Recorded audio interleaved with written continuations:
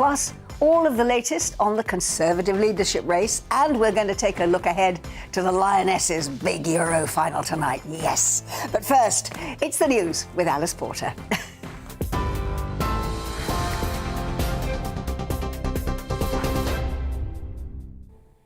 Good afternoon. It's midday. I'm Alice Porter in the GB newsroom.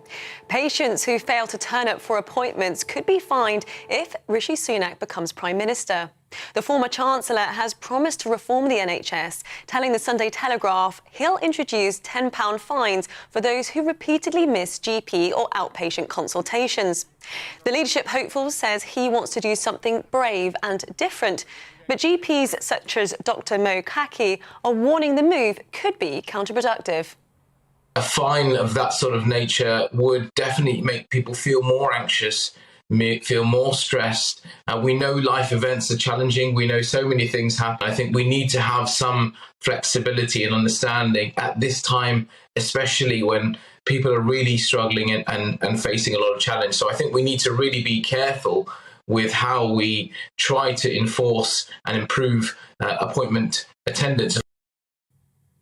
Well, Rishi Sunak says he's playing catch-up to Liz Truss in the Tory leadership race, with former Northern Ireland Secretary Brandon Lewis becoming the latest big name to publicly back the Foreign Secretary. We've consistently had challenges, whether it's about dealing with free ports, getting the VAT reduction we've seen for the rest of the UK that we can't deliver in Northern Ireland because of the protocol.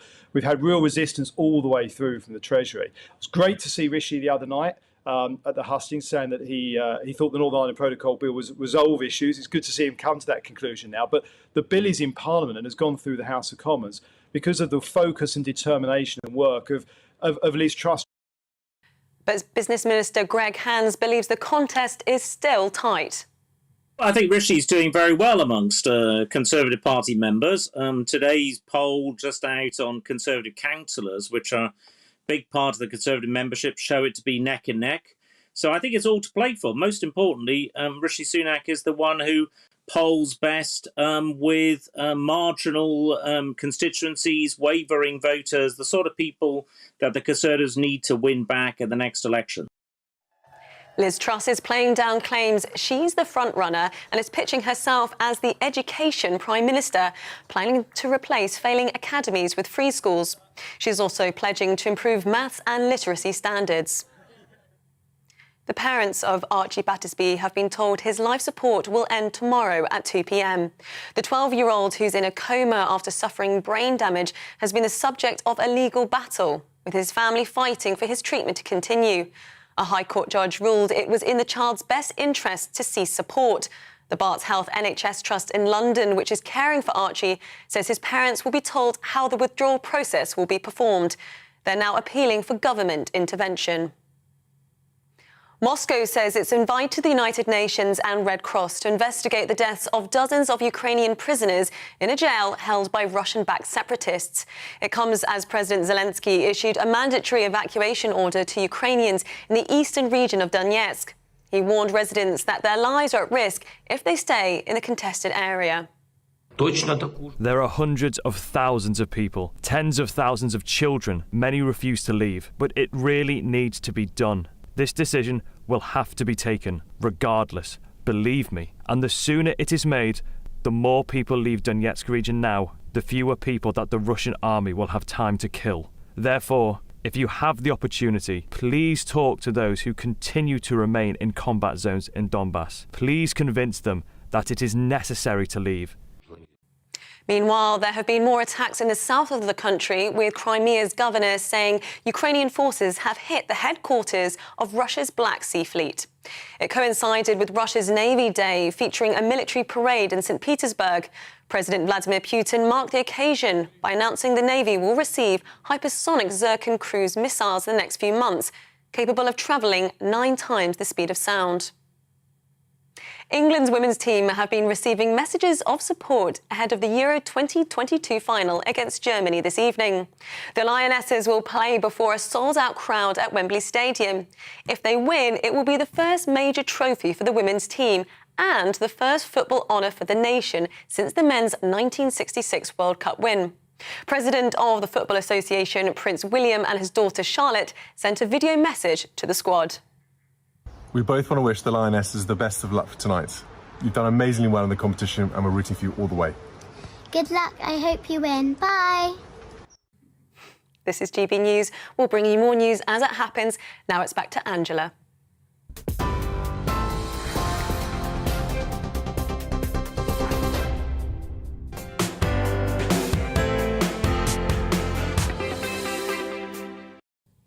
And I bet Princess Charlotte gets a front row seat at that game this afternoon. We'll see, won't we? Now, the Conservative leadership race has been at the top of the news agenda for a while now, and it's going to stay there for the next 4 weeks after Boris Johnson announced his resignation on the 7th of July. Well, we started, as you know, with 8 candidates. We've had televised debates. We've had the first of the hustings with 11 more to come. And it's been narrowed down to the final 2. Rishi Sunak, the former Chancellor, and Liz Truss, the Foreign Secretary. Debates and conversations have been had regarding the current cost of living crisis and how the 2 candidates would solve that issue. They've spoken about immigration, the climate, education and housing. But one thing that has slipped through the net until now is the National Health Service. Well, since the pandemic, the NHS has been in complete crisis, from backlogs to the lack of staff. Just last weekend, we reported that it was so bad that patients were turning to private healthcare for treatment. And this week, The Telegraph reported that only 1 in 4 GPs are now working full-time. So what would the 2 contenders do if they were voted to be the next Prime Minister to solve the crisis in our National Health Service? Well, just today, Rishi Sunak has announced, among other things, that he's going to introduce a £10 fine for those who miss hospital appointments. Is that going to solve anything? As Chancellor, Mr Sunak increased national insurance to help fund the NHS. But according to a poll in today's Sunday Telegraph, Conservative members want that rise reversed. While health service unions have warned against another costly shake-up after Liz Truss suggested that she would target layers of management in the NHS. Well, both she and Rishi Sunak now face pressure to explain exactly what their victory in the race for number 10 would actually mean for the NHS and how they intend to fund it. So we've got a number of guests on the programme today to help discuss this further. And we'll also be hearing from a former health secretary, 2 doctors on the front line, and we'll get the patients' viewpoints as well. All of this to come. Also, of course, I'd like to hear what you think about the topics that we're discussing today. So do get in touch with us. You can email us at gbviews@gbnews.uk or tweet us at gbnews. Nice and simple.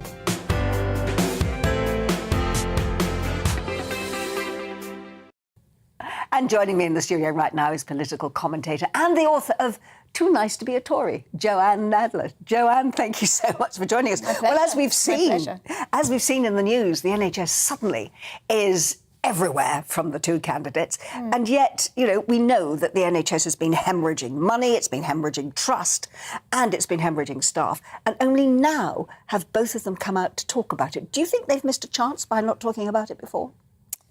Well, I think they're in danger of looking as though they've attended to it at a later stage in this procedure. I mean, we've heard a great deal about tax, and of course that's a very important discussion, but it's quite a sort of sterile discussion and not necessarily the thing that's greeting people every day with their immediate concerns, as it were. What we are hearing, though, is a lot of rather incremental suggestions, some of which may be perfectly sensible in and of themselves. But there's no sense of an overall vision for the long-term direction of the NHS. And Liz Truss in particular, her background was in a think tank, Reform UK, which very much concentrates on how one does reform the public services. So I would be surprised if she didn't have a more, shall we say, coherent view of what should be done with this. But of course, for the time being, this campaign is addressing party members. And I think it's been very narrow in its focus for that reason. Yeah, well, there is a poll out today which says that 88% of Conservative voters do want NHS to be on the agenda for the candidates.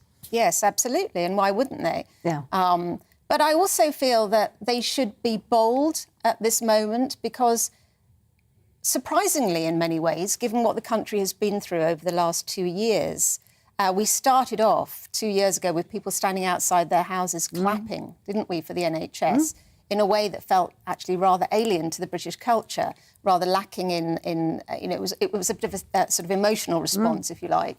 But I think we've seen now a sort of a turning in people's opinion about the NHS. It's not held with quite the same unquestioning reverence that it always has done. So there is an opportunity now for thoughtful people to be laying out longer-term prognosis for the NHS and some perhaps more radical ideas about it. Yeah, and actually looking at it in an entirely different way. Well, I'm going to be talking to Stephen Dorrell, who was in the Ministry of Health a little later on today, so that's something I shall certainly be putting to him.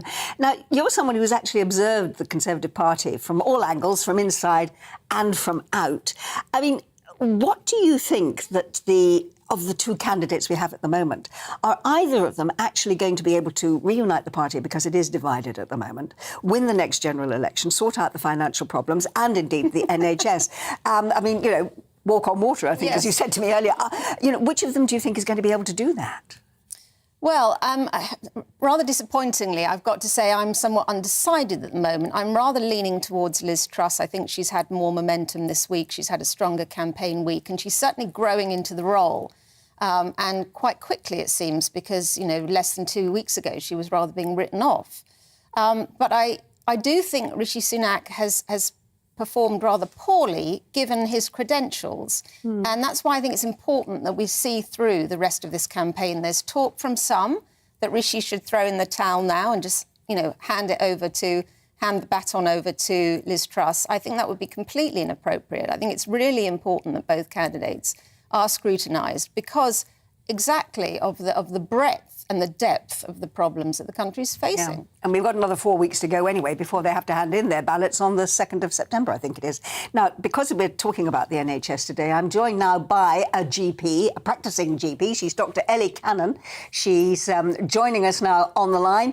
Ellie, thanks so much for joining us now. I mean, you must be delighted to find out that the candidates are at last talking about the NHS, but you are very much on the front line, aren't you? Because I suppose, unless you go to A&E, you are the first person that any of your patients see that has any direct contact with the NHS. What are the things that are not working for the NHS as far as you're concerned as a working GP? Well, I think access isn't working, and that won't come as any surprise to you or any of your viewers. It's very difficult to get a GP appointment. Why is it difficult to get a GP appointment? Because there aren't really enough GPs on the ground. Our phone systems are terribly confusing for a lot of people. How you access a GP? Do you go online? Do you phone? Do you walk in? Are you still allowed to walk in? So accessing a GP in the first place is very difficult for patients. Interrupt you right away then, Ellie, and you tell me actually how it works in your practice. How easy is it for your patients to get an interview with you? Well, we operate a system called telephone triage. So anybody who phones up will speak to a doctor on that same day if needed. And whether or not it's needed is decided by a doctor. So that works quite well. What doesn't work well is if you rang up and said, I want to see Dr. Cannon, but it isn't urgent, I've got something I want her to look at, you'd probably have to wait about 3 or 4 weeks. And that's not because I work part-time, which I do. That's also the same as for my colleagues who are full-time. And that is simply because of the supply and demand. There just isn't the supply there. But we also operate something called e-consult, so people can go on the website and can ask for help. There's lots of different ways, but I do work in a very good GP surgery, and we're lucky that we have a full quota of doctors in the GP surgery, whereas, as you know, around the country, there are lots of issues. There's a postcode lottery. There are lots of places where there simply aren't enough GPs at all. Well, as I understand it, there's something like 52,000 GPs in the country at the moment. What do you want the government and whoever is going to become Prime Minister to do to make the job that you do that much easier, so you can give the patients the kind of support that you, as a professional, want to give them? I would like to see them tackle the workforce. So there have been some initiatives in place, for example, putting pharmacists into GP surgeries, which is a great idea, putting physicians associates in, which is a really good idea, more nurses. But we're something like 5,000 or 6,000 GPs short. So we can't just sort of keep plugging the gap. So that needs to be sorted out with whether that's overseas recruitment or all sorts of things that needs to be dealt with. And never mind Rishi Sunak's idea of £10 for a missed appointment, because generally speaking, people who repeatedly miss appointments are our most vulnerable patients. So why would we be taxing them? What we need to do is sort out the huge waste in the NHS. We throw away so many drugs every year. We waste so many different things. I mean, just a phenomenal amount, whether we're talking about the environment or the workforce or appointments. There is so much waste. And I think your early interview was absolutely right. Nobody seems to be looking at the broad picture. A £10 sort of tax or fine on people who don't turn up repeatedly is very reactionary and reductionist, and it doesn't actually tackle the bigger holistic issues.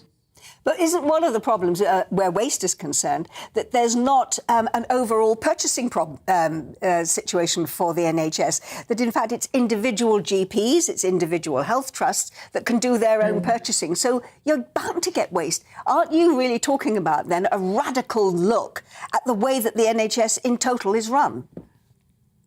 I am, but the trouble with the radical sort of look and the sort of radical overhaul is we've been radically overhauling it for years and years. We're always reorganising and rejigging. I've worked in the same GP practice since I qualified, which is now 14 years. And in those 14 years, I've seen the local mental health services undergo 4 different changes, organisations, different ramifications, different letterhead, different referral form. There's a constant reorganisation, which is just such a strain on all of us and so unnecessary. Since I was applying for medical school in the mid-90s, I remember my parents teaching me about what fund holding was, because that's how GPs at the time actually decided how to buy services. And since then, 25 years ago, there's been so many changes. This constant reorganisation and rejigging doesn't seem to me to have done anybody any favours. Ellie, thank you very much indeed for letting us know. I'm going to put some of those points now to my next guest here in the studio. That was Ellie Cannon, who is a working GP, but I'm now joined by the former Health Secretary, Stephen Dorrell. Stephen, I don't know if you were able to hear everything there that Ellie was talking about. Reorganisation, she says. You might be doing it, but it's never actually done anything. But haven't we got to stop kidding ourselves? The NHS is broken. You know that there aren't enough doctors. The patients are not getting the kind of service that they want. There are danger levels for them in hospital if they're going to be lying around in corridors. We do need some kind of new look at the way that the NHS is run, don't we? In spite of the fact that, as Ellie says, there's been reorganisation forever and it's never worked. Well, indeed, I agreed with, I think, everything Dr. Cannon said in her interview. And I agreed actually with most of what your first guest said as well. Most importantly, that what we need to do, instead of sort of reacting and introducing a small change, a £10 fine for people who don't turn up, that doesn't address the issue at all. What we need is a new view of how you deliver public services more generally, not just the health service, actually. The health service will only work if it has proper connections with social care that look after dependent people, both elderly and actually working age people, in order to avoid them having to rely on the health service. What we need to do is to join those services up at a local level. And in fairness to the government, I'm no longer a Conservative, but in fairness to the government, what they have started to do is to introduce a more joined up vision through integrated care systems, they're called. And the worst thing that could happen now, I think, is, as Dr. Cannon was saying, another reorganization.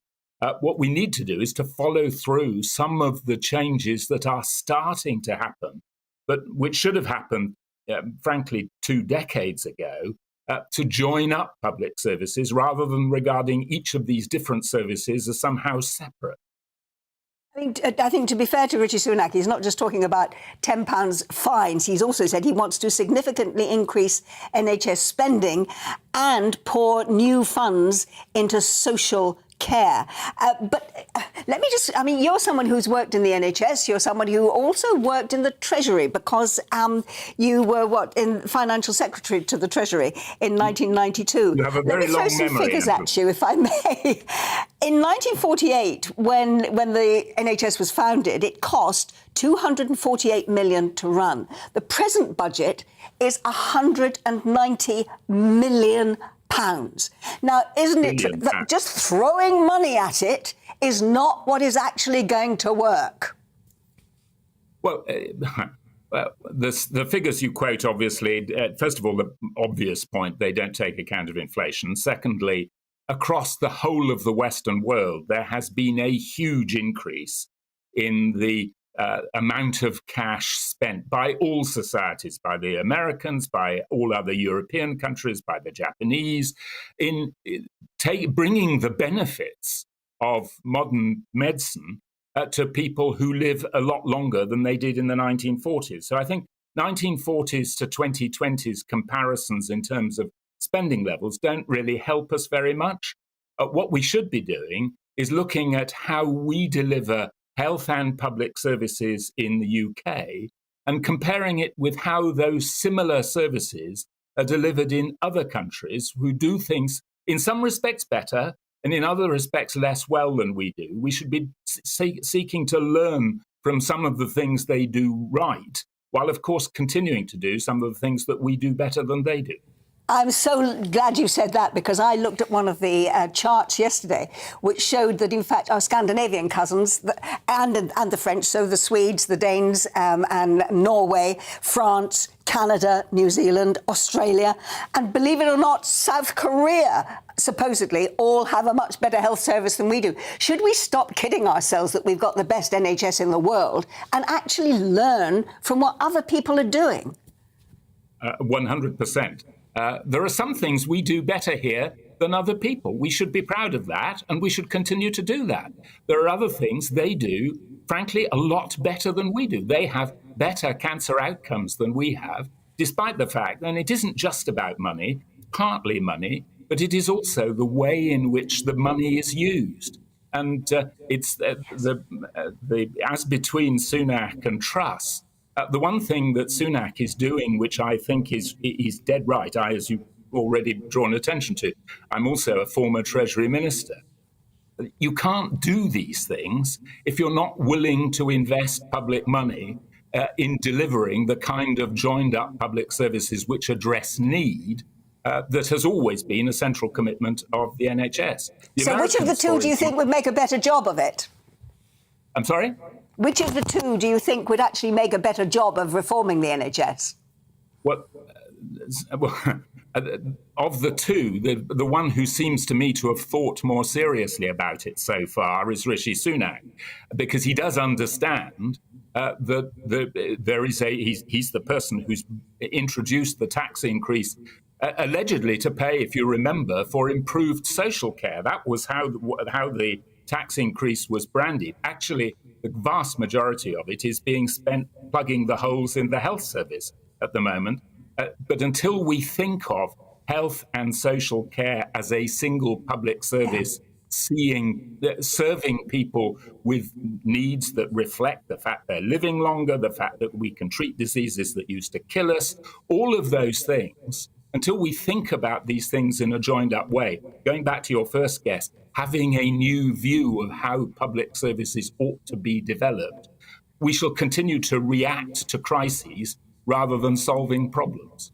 You're so right, Stephen. Thank you very much indeed for joining us. Stephen Dorrell there, former Health Secretary. Joanne, listening to that, what do you make of what Stephen was saying?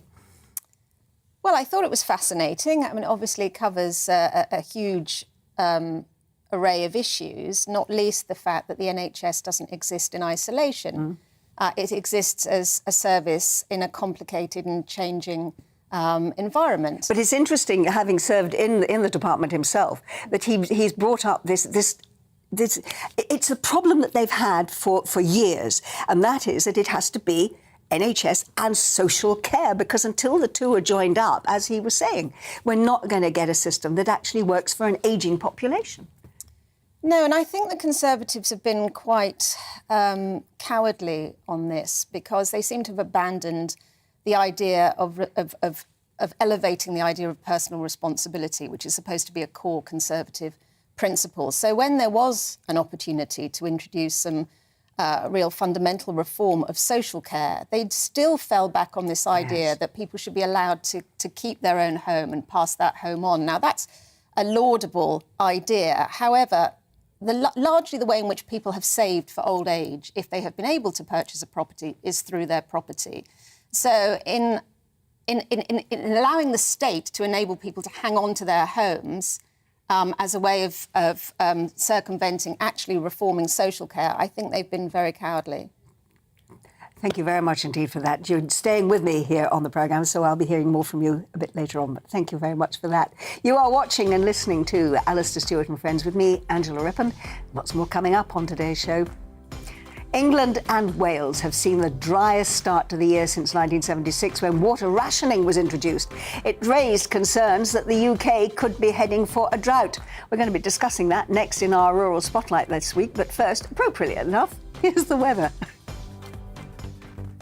Looking ahead to this afternoon, and the UK is looking rather cloudy for England and Wales, but brighter across Scotland and Northern Ireland. Let's take a look at the details. A bright afternoon to come across northern Scotland with plenty of sunny spells. Perhaps a few showers drifting through, but many places will stay dry, temperatures lifting to 18 Celsius. The dry theme continues across Northern Ireland this afternoon, though with often cloudy skies, some bright or sunny spells will develop at times though. Skies brighten across northern England as the cloud and rain slowly move away this afternoon. However, a few showers are still possible. Drier this afternoon compared to this morning across northern parts of Wales. A few glimmers of sunshine also beginning to develop. The odd shower is still possible, but most places will stay dry. It will stay cloudy across the East Midlands this afternoon with some still showery rain in places. The odd heavier burst is possible, feeling warm and muggy as temperatures lift to 24 degrees Celsius. A humid afternoon to come across East Anglia, often cloudy with a risk of some showery rain, most likely towards the north coast. Highs reaching 24 Celsius with light westerly winds. Mostly dry but rather cloudy across southern England this afternoon. A few showers are possible though, mainly away from the coasts, feeling muggy with highs of 24 degrees Celsius. Most places becoming dry as we head into this evening with the best of the clearest skies in the northwest. And that's how the weather is shaping up for the rest of the day.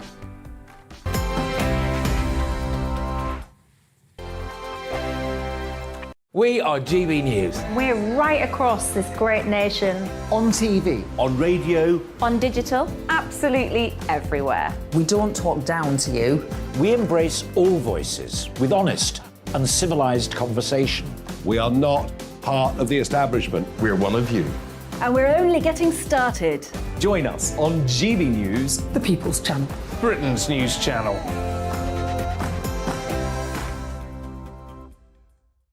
Hi there, it's Stephen and Anne. At breakfast from 6 a.m, you'll always be caught up with everything you need to know, the latest headlines, opinions and debates. We'll bring you the good news and the bad, but most of all, we're here for you. Remember, send in your views and let us know what you would like us to talk about. That's because we're your news channel. And every morning at 6 a.m, it's breakfast on GB News. My name's Tom Harwood and join me 9:30 a.m. every weekday for The Briefing, your one-stop shop for everything you need to know about what's going on in politics today. I wonder if this is a deal that might need to be like the biscuits in this factory, twice baked. Is there not an opportunity here to win out against the extremes? Tom Harwood, GB News. What are you going to do about it? Things should have been done differently, and they certainly are being done differently. Don't miss it. The Briefing with me, Tom Harwood, 9:30 Monday to Friday on GB News. Where would you like to go? Just take me to the studio, please, Matt. You know where you're going. I've got a show to do. Friday Night Feast on GB News, 7 p.m. And it's like nothing you've ever seen before. We take a different angle on the week's biggest news stories. The viewers and listeners set me some absolutely mad challenges to do. We tried to rehome a rescue dog. And yes, there's some other wacky stuff in there as well. I feel like I could take on the world. Well, that's that. Friday Night Feast with me, Patrick Christie's, every Friday, 7 till 9 p.m. on GB News. Be there.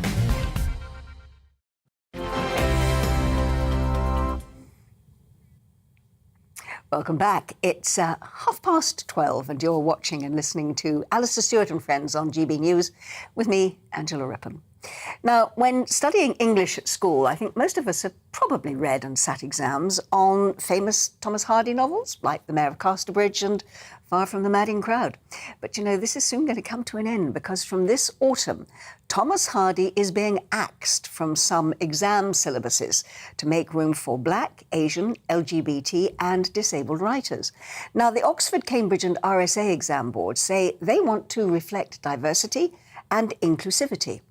Well, our reporter, Jeff Moody, went to Hardy Country in Dorchester to find out more. He presides over his beloved Dorchester to this day, looking out at a town that's changed so much in some ways, in others not at all. Well, he's Dorchester's most important son. Thomas Hardy represents the Dorchester folk, country folk, working folk, real folk, and people with Dorchester here identified with what he wrote about. He called it Wessex, but in every Wessex place in his novels and poems there is a Dorset equivalent that you can actually go and see. And go and see him they do. Hardy is everywhere in this small rural town, from the obvious to the obscure. Look up and you see a skyline that hasn't changed since the day Hardy first put pen to paper. The Madding Crowd aren't turning their back on him, but the OCR exam board is. Out with Hardy, in with a whole host of new writing, from disabled poets to Black and Asian writers to LGBT+ voices, and these voices are loud. I spoke to the exam board and I asked them to explain from their point of view why they feel this makes sense.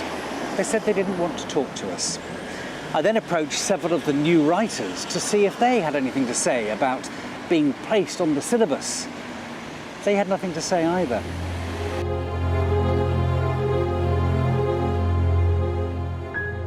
But Hardy has plenty to say. The dusk of evening was the proper hour at which a true impression of this suggestive place could be received.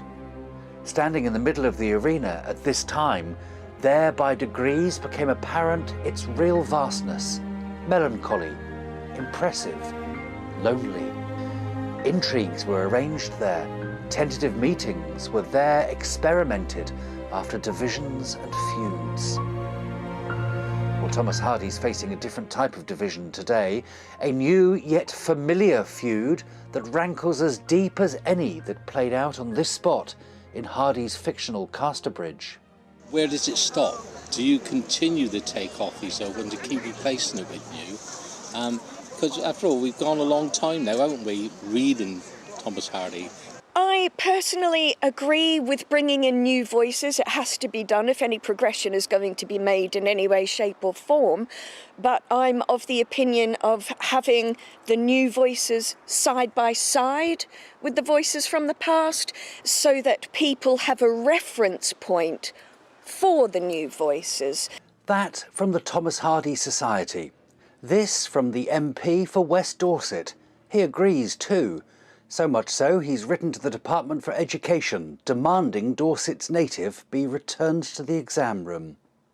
I don't see there's any association with Empire here. For me, as the MP for West Dorset, I see a local author who had a pretty tough upbringing, was not well off. He challenged lots of things, made many successes, and whose ashes are now buried in Westminster Abbey. To recognise all those things, I think that's someone to be celebrated and recognised, and that's why I've decided to challenge this in the way I have done. His ashes are buried in Westminster, in Poets' Corner, but his heart is here, in his beloved Dorset. No one doubts Dorset will forever honour its most important son.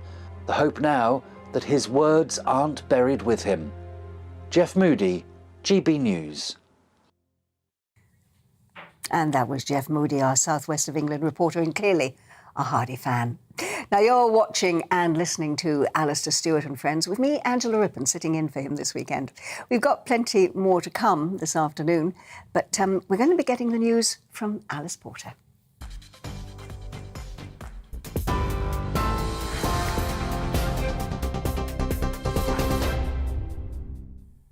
It's 12:30. I'm Alice Porter in the GB newsroom. Patients who repeatedly miss GP or outpatients appointments could be fined if Rishi Sunak becomes Prime Minister.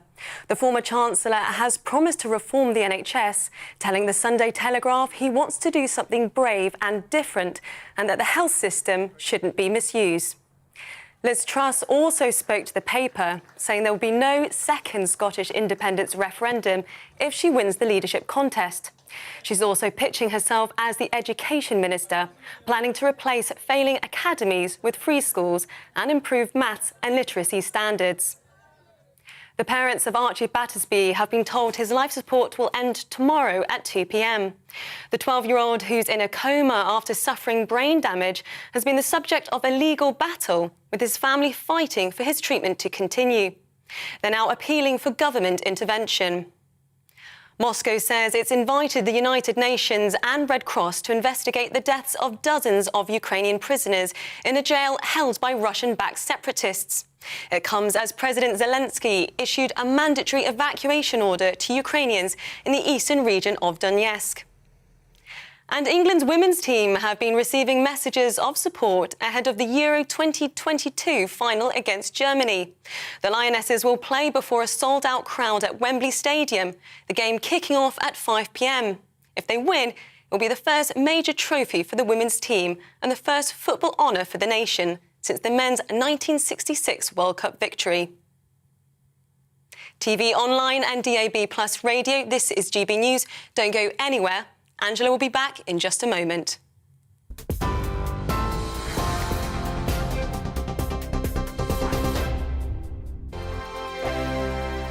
We are GB News. We're right across this great nation. On TV. On radio. On digital. Absolutely everywhere. We don't talk down to you. We embrace all voices with honest and civilised conversation.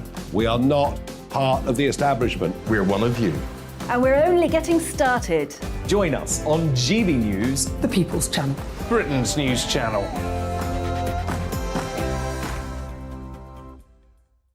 Hi there, it's Stephen and Anne. At breakfast from 6 a.m, you'll always be caught up with everything you need to know, the latest headlines, opinions and debates. We'll bring you the good news and the bad, but most of all, we're here for you. Remember, send in your views and let us know what you would like us to talk about. That's because we're your news channel. And every morning at 6 a.m, it's breakfast on GB News. My name's Tom Harwood and join me 9:30 a.m. every weekday for The Briefing, your one-stop shop for everything you need to know about what's going on in politics today. I wonder if this is a deal that might need to be like the biscuits in this factory, twice baked. Is there not an opportunity here to win out against the extremes? Tom Harwood, GB News. What are you going to do about it? Things should have been done differently, and they certainly are being done differently. Don't miss it. The Briefing with me, Tom Harwood, 9:30 Monday to Friday on GB News. Where would you like to go? Just take me to the studio, please, mate. You know where you're going. I've got a show to do. Friday Night Feast on GB News, 7 p.m. And it's like nothing you've ever seen before. We take a different angle on the week's biggest news stories. The viewers and listeners set me some absolutely mad challenges to do. We tried to rehome a rescue dog. And yes, there's some other wacky stuff in there as well. I feel like I could take on the world. Well, that's that. Friday Night Feast with me, Patrick Christie's, every Friday, 7 till 9 p.m. on GB News. Be there.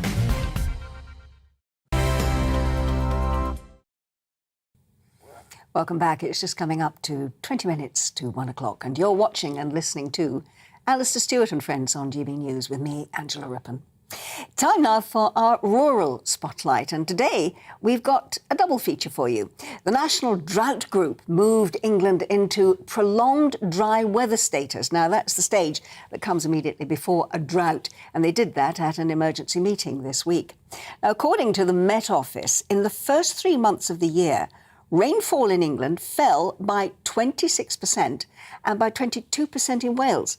Now, this month is the UK's 8th driest July in almost 200 years. And further periods of dry and hot weather are forecast by the Met Office still to come. But how is this affecting our farmers and their livestock? Well, joining me now from the Peak District is livestock farmer Jane Bassett. Jane, thank you for joining us on the programme. What has the weather actually been like up there in the Peak District? How hot and dry has it been for you? Hello there, Angela. Yes, certainly last week it was very warm, as we know, and it has been very dry. We have since then, luckily, had a small amount of rain, which has just freshened the grass up and greened it up slightly. But obviously, the grass, you know, we've got a severe lack of grass to what we would like to be at this stage in the year. But what it's affected your livestock and indeed the land. It has affected the livestock, yes, in a sense that we haven't been able to mow some of the ground, the grass that we've got. We've had to let the cattle and the sheep eat it. So obviously we haven't been able to mow it, which normally we would mow that and use it at winter time. But Angela, what it has done, this dry spell, this prolonged dry spell that we've actually had and we're experiencing, I mean, it's highlighted really, you know, we all know rain doesn't keep falling out of the sky. But at the same time, the impact of it, we've really got to be able to manage water better. We've got to have some resources and some investment so that we can manage and store this water as a nation. You know, government and the agencies within government, you know, some areas they've got plenty or more water than others. And as you know, some areas are extremely dry. So, you know, it's highlighted this need to actually manage water better in order that we can, you know, continue to produce crops and obviously, you know, livestock as well. Are you saying you need more reservoirs in your part of the country? Well, reservoirs where it does need to be stored, obviously, you know, to actually capture and hold the water. And actually also it needs to be able to move around more because some areas there is water in the west, the northwest and what about now, you know, they have got water there. And then the south and the east, there isn't water. So we have to have this ability as a nation to manage and store water better. For the benefit of us all. You know, that would be really, really, you know, helpful and it's vital, really, that we make better use of water. But, I mean, that's a long-term thing which will affect the country as a whole, not just farmers. In the meantime, what is this going to mean, for instance, when it comes to the price of food for your cattle as we go into the winter? Because if you can't cut grass, presumably those people who provide winter feed are having exactly the same problem. Can you see a major problem looming here? Well, yes, of course, what the issue is, at the moment, as I say, what we're actually doing is letting the cows eat the grass, so we won't have this winter. So that makes it more expensive for us going into the winter period. So you know, we're already dipping into our actual vital stocks for winter. So you know, it just all of the time puts more expense and increases the inputs and input costs at a time, you know, where there's a lot of price pressure. So what does this mean in terms of the decisions you're going to have to make where your livestock are concerned? Are you going to be able to keep them as long? Are they going to have to go to market sooner? What's going to happen?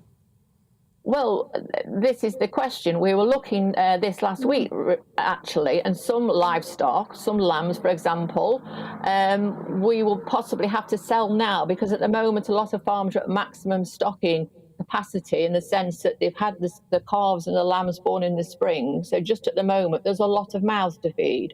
So in effect, what we're having to make decisions on is possibly selling lambs slightly before we would like to sell them, in one sense, to actually lessen the mouths to feed, or in the other sense, actually, and therefore possibly not getting the maximum price we would like to get for them. Yeah, well, that's going to be a worry, isn't it? Release the grazing pressure. Yeah, that is going to be a worry, isn't it? Do you think the effects of this drought are going to continue into the winter and indeed into years to come, apart from, as you say, getting a way to move water around the country more effectively and efficiently? Are you going to actually have to plan for the way that you now farm to take into effect, that, or into consideration rather, the fact that you're going to have high temperatures which will double these problems every year?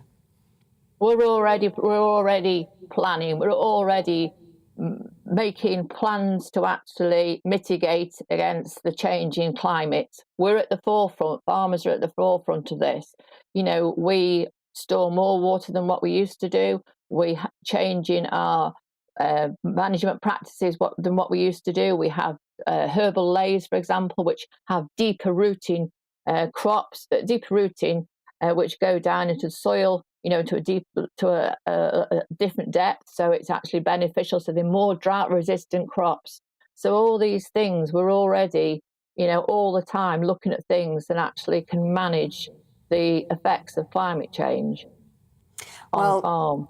I wish you luck in the future with that, and thank you very much indeed for joining us, Jane, and explaining the problems that you're having at the moment. I hope they don't get any worse. That's livestock farmer Jane Bassett, who was joining us there from the Peak District.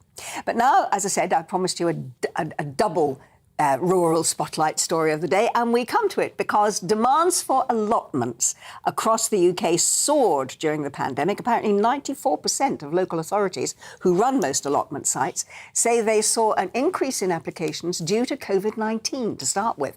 Well, people then did have more time to do gardening, but now, as the cost of living crisis continues, allotments could also become a way of growing your own food and keeping down those household food bills.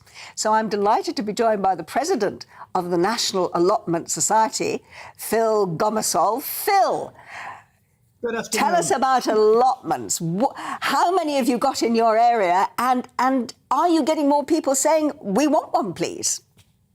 We certainly haven't enough allotments in our area, or the nation for that matter, but there is good news on the horizon. We do have 60 new plots, sites that we're aware of being developed, primarily due to the foresight of the planners and developers. So that's one positive thing. Yes, the increase in waiting list has gone up tremendously, and there are all sorts of measures to attempt to bring these waiting lists down. My own site in Leeds, we actually are quartering plots. We will only let quarter plots now until our waiting list is depleted. Unfortunately, that isn't really happening because I keep getting additional requests. And I think people have looked over the allotment fence during COVID and thought, wow, that's the way forward. A healthy way of living, saving the environment, helping towards climate change. I am slightly biased, but it's a very positive scene at the moment. Phil, I'm going to ask you more about it in a minute, but I've got to say, what are you wearing, my love? Is that a waistcoat that's got your allotment on it? Yeah, tie with vegetables. I take my job very seriously and dress appropriately. I'm going to a show this afternoon, so it looks fantastic. Now, look, tell me, you said you got 60 more plots. Is that just for you or nationwide? Because if that's nationwide, that's not very many. Sites, not plots. Oh, sorry. 60 sites, not plots. 60 sites. And I can't tell you exactly how many are on each, but it is a positive start. Let's put it that way. It is. I mean, I know a lot of people take allotments because they love the sort of the social thing that comes with, you know, meeting other gardeners and seeing people regularly. But presumably, as you pointed out, more and more people are seeing them as a way of growing their own food to keep down the bills. So what sort of things do you grow? Well, I tend to grow winter vegetables, actually, primarily to keep the creepy crawlies at bay.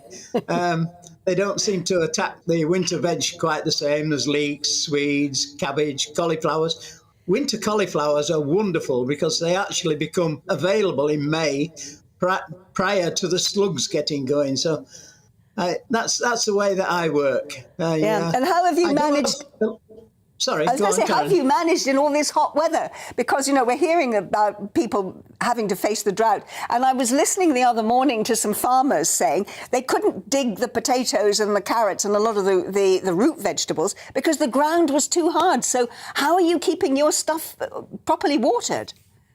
Well, we are actually encouraging all our members to actually harvest water. And we have a campaign on my site, actually, where we will actually put some old guttering up to collect their water. So and it's water amazing buds. how much you can actually acquire that through just harvesting. It's wonderful. Well, you mean It having really water is. butts? Having water Pardon? butts?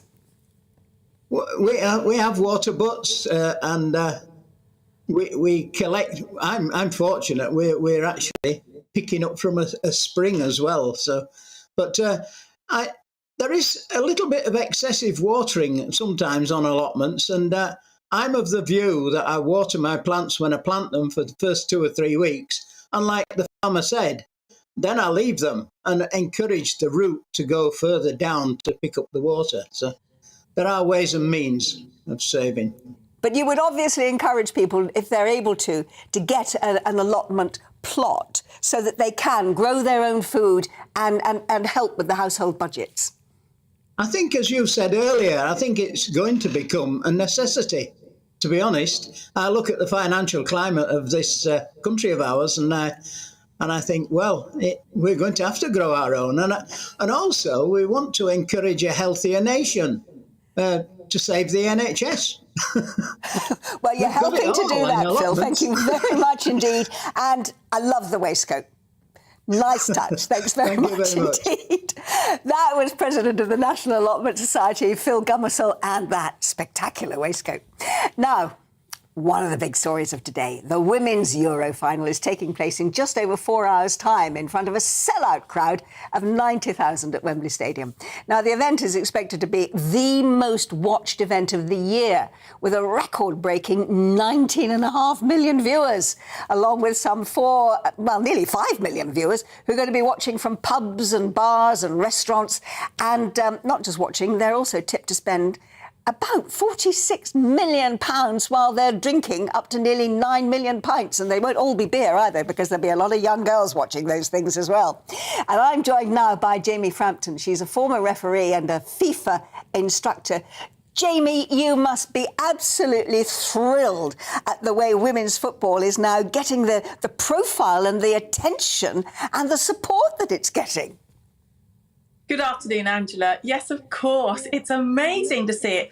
And just hearing you say that we could top 19.5 million viewers this afternoon, it's phenomenal. I remember the first game that actually had 1 million viewers.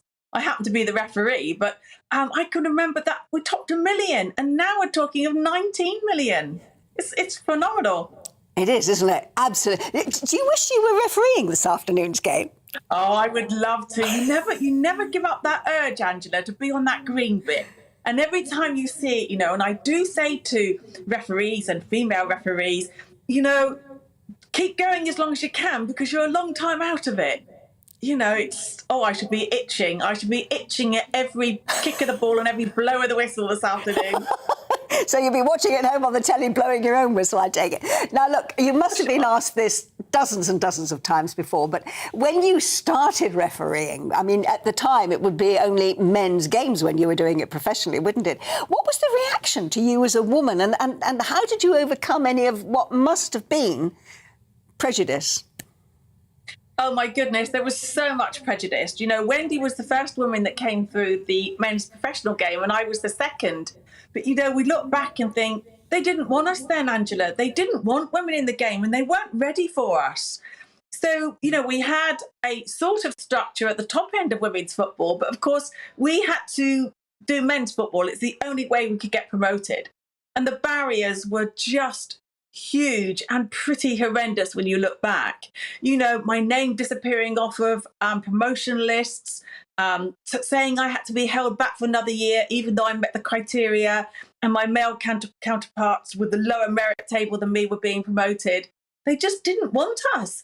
But to see how it's developed now, and we're still not there. We've still got a lot of work to do. But my goodness gracious, look how far it's come. Yeah, and you're getting there. Now, the thing is, of course, that you've got a lot of men who are now watching the football, and the guys I've spoken to say they love it because it's a slightly different game because, you know, the women are a bit more technical. They're certainly lighter on their feet when they're running around the club. But also, as a ref, have you noticed that the atmosphere in the stadium has changed? I mean, you know, you've got dads who are very proud of their daughters, brothers, boyfriends, blokes who are now have been really staunch football fans watching the women's game. But it's changed the atmosphere in the stadium as well, hasn't it? Oh, definitely. And if you look at it now, a lot of people say to me, look, I'm taking my children to a women's game for their first live game because I want them to have a really positive experience. And it is. And you're right, technically it's different. You know, women don't have the same strength and stamina as men. We know that. We don't have the same physiology. But women are technically often much better because they play far more ball to feet. And it's a far more interesting game with far more touches to the ball. And can I just say, Angela, they don't roll around like they've been shot when they've been touched. You know, so they're very honest. And if a girl does go down to ground, it's because she's hurt. No, they're not. They don't act in quite the same way that the men do. But now, look, I've got to ask you this, hand on heart. They're playing Germany tonight. Germany have won 8 times this competition, haven't they? They are tough, tough opposition. I'm sure your heart says England are going to win, but what does your head say? Well, you know, yes, of course, my heart says it's a win for England tonight.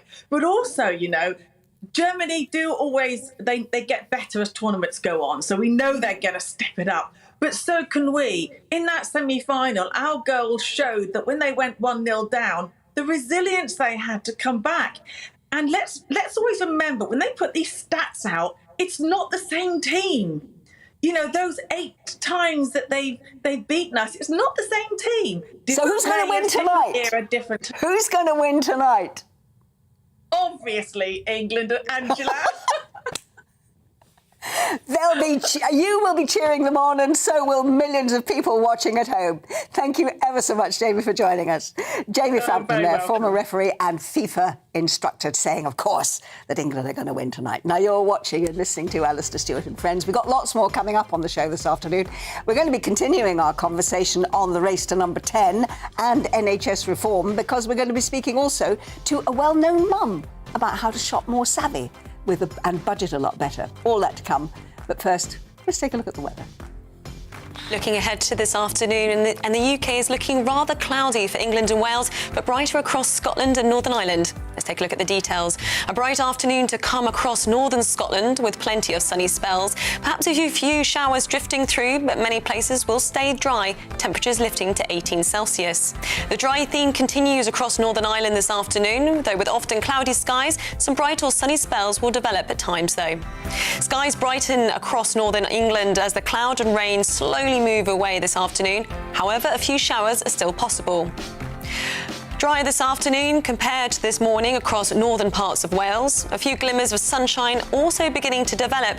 The odd shower is still possible, but most places will stay dry. It will stay cloudy across the East Midlands this afternoon with some still showery rain in places. The odd heavier burst is possible, feeling warm and muggy as temperatures lift to 24 degrees Celsius. A humid afternoon to come across East Anglia, often cloudy with the risk of some showery rain, most likely towards the north coast. Highs reaching 24 Celsius with light westerly winds. Mostly dry but rather cloudy across southern England this afternoon. A few showers are possible though, mainly away from the coasts, feeling muggy with highs of 24 degrees Celsius. Most places becoming dry as we head into this evening with the best of the clearest skies in the northwest. And that's how the weather is shaping up for the rest of the day.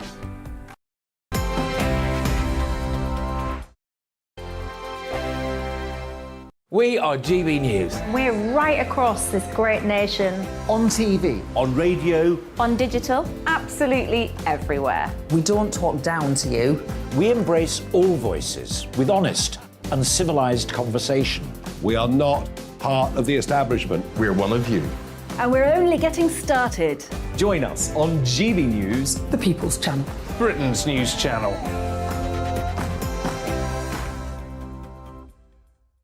Hi there, it's Stephen and Anne. At breakfast from 6 a.m, you'll always be caught up with everything you need to know, the latest headlines, opinions and debates. We'll bring you the good news and the bad, but most of all, we're here for you. Remember, send in your views and let us know what you would like us to talk about. That's because we're your news channel. And every morning at 6 a.m, it's breakfast on GB News. My name's Tom Harwood and join me 9:30 a.m. every weekday for The Briefing, your one-stop shop for everything you need to know about what's going on in politics today. I wonder if this is a deal that might need to be like the biscuits in this factory, twice baked. Is there not an opportunity here to win out against the extremes? Tom Harwood, GB News. What are you going to do about it? Things should have been done differently, and they certainly are being done differently. Don't miss it. The Briefing with me, Tom Harwood, 9:30 Monday to Friday on GB News. Where would you like to go? Just take me to the studio, please, Matt. You know where you're going. I've got a show to do. Friday Night Feast on GB News, 7 p.m. And it's like nothing you've ever seen before. We take a different angle on the week's biggest news stories. The viewers and listeners set me some absolutely mad challenges to do. We tried to rehome a rescue dog. And yes, there's some other wacky stuff in there as well. I feel like I could take on the world. Well, that's that. Friday Night Feast with me, Patrick Christie's, every Friday, 7 till 9 p.m. on GB News. Be there.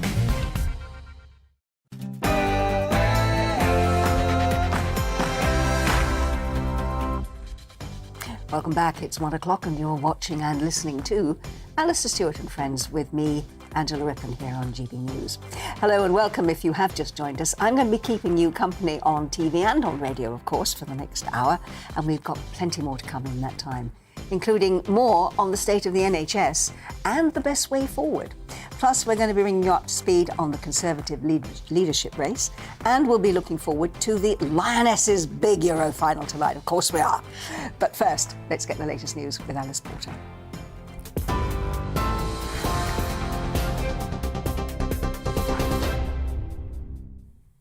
Good afternoon. It's just gone 1 o'clock. I'm Alice Porter in the GB newsroom. Business Minister Greg Hands believes the contest between Liz Truss and Rishi Sunak is very tight in the leadership race. And it comes as patients who fail to turn up for appointments could be fined if Rishi Sunak becomes Prime Minister. The former Chancellor has promised to reform the NHS, telling the Sunday Telegraph he'll introduce £10 fines for those who repeatedly miss GP or outpatient consultations. The leadership hopeful says he wants to do something brave and different, but GPs such as Dr Mo Kaki are warning the move could be counterproductive. A fine of that sort of nature would definitely make people feel more anxious, feel more stressed. We know life events are challenging. We know so many things happen. I think we need to have some flexibility and understanding at this time, especially when people are really struggling and facing a lot of challenge. So I think we need to really be careful with how we try to enforce and improve appointment attendance. Well, Rishi Sunak says he's playing catch-up to Liz Truss in the Tory leadership race, with former Northern Ireland Secretary Brandon Lewis becoming the latest big name to publicly back the Foreign Secretary. We've consistently had challenges, whether it's about dealing with free ports, getting the VAT reduction we've seen for the rest of the UK that we can't deliver in Northern Ireland because of the protocol. We've had real resistance all the way through from the Treasury. It was great to see Rishi the other night at the hustings saying that he thought the Northern Ireland Protocol Bill was resolve issues. It's good to see him come to that conclusion now. But the bill is in Parliament and has gone through the House of Commons because of the focus and determination and work of Liz Truss. But Business Minister Greg Hands believes the contest is still tight. I think Rishi's doing very well amongst Conservative Party members. Today's poll just out on Conservative councillors, which are a big part of the Conservative membership, show it to be neck and neck. So I think it's all to play for. Most importantly, Rishi Sunak is the one who polls best with marginal constituencies, wavering voters, the sort of people that the Conservatives need to win back at the next election. Liz Truss is playing down claims she's the front-runner and is pitching herself as the Education Prime Minister, planning to replace failing academies with free schools. She's also pledging to improve maths and literacy standards. The parents of Archie Battersby have been told his life support will end tomorrow at 2 p.m. The 12-year-old, who's in a coma after suffering brain damage, has been the subject of a legal battle, with his family fighting for his treatment to continue. A High Court judge ruled it was in the child's best interest to disconnect his ventilator. The Barts Health NHS Trust in London, which is caring for Archie, says his parents will be told how the withdrawal process will be performed. They're now appealing for government intervention. Moscow says it's invited the United Nations and Red Cross to investigate the deaths of dozens of Ukrainian prisoners in a jail held by Russian-backed separatists. It comes as President Zelensky issued a mandatory evacuation order to Ukrainians in the eastern region of Donetsk. He warned residents that their lives are at risk if they stay in the contested area. There are hundreds of thousands of people, tens of thousands of children. Many refuse to leave, but it really needs to be done. This decision will have to be taken, regardless, believe me. And the sooner it is made, the more people leave Donetsk region now, the fewer people that the Russian army will have time to kill. Therefore, if you have the opportunity, please talk to those who continue to remain in combat zones in Donbass. Please convince them that it is necessary to leave. Meanwhile, a governor in Crimea says Ukrainian forces have hit the headquarters of Russia's Black Sea Fleet. The attack coincided with Russia's Navy Day, which featured a military parade in St. Petersburg. President Vladimir Putin marked the occasion by announcing the Navy will receive hypersonic Zircon cruise missiles in the next couple of months, capable of travelling 9 times the speed of sound. England's women's team have been receiving messages of support ahead of the Euro 2022 final against Germany this evening. The Lionesses will play before a sold-out crowd at Wembley Stadium. If they win, it will be the first major trophy for the women's team and the first football honour for the nation since the men's 1966 World Cup win. President of the Football Association, Prince William, and his daughter Charlotte sent a video message to the squad. We both want to wish the Lionesses the best of luck for tonight. You've done amazingly well in the competition and we're rooting for you all the way. Good luck. I hope you win. Bye. This is GB News. We'll bring you more news as it happens. Now it's back to Angela.